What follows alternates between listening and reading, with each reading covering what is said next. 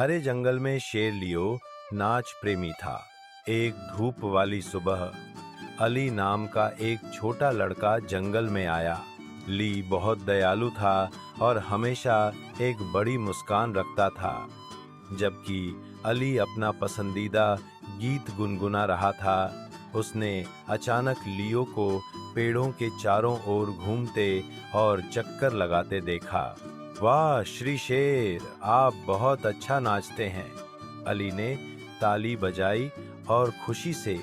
लियो पहले थोड़ा शर्मीला लग रहा था, लेकिन फिर उसने अली को उसके साथ नाचने के लिए आमंत्रित किया। अली उछला और लियो का बड़ा पंजा पकड़ लिया।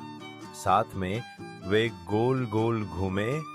अली हंसा और लियो खुशी से दहाड़ा। यह पक्षियों ने एक प्यारी धुन गाई, बंदरों ने ताली बजाई और पेड़ एक तरफ से दूसरी तरफ झूल रहे थे।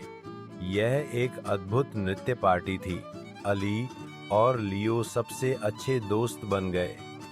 उसके बाद हर दिन वे दा करेंगे जंगल में एक साथ, जिससे हर कोई मुस्कुराया। और इसीलिए अली और लियो ने सभी को दिखाया कि दोस्ती और खुशी तब मिलती है जब आप अपने दिल में खुशी के साथ नाचते हैं।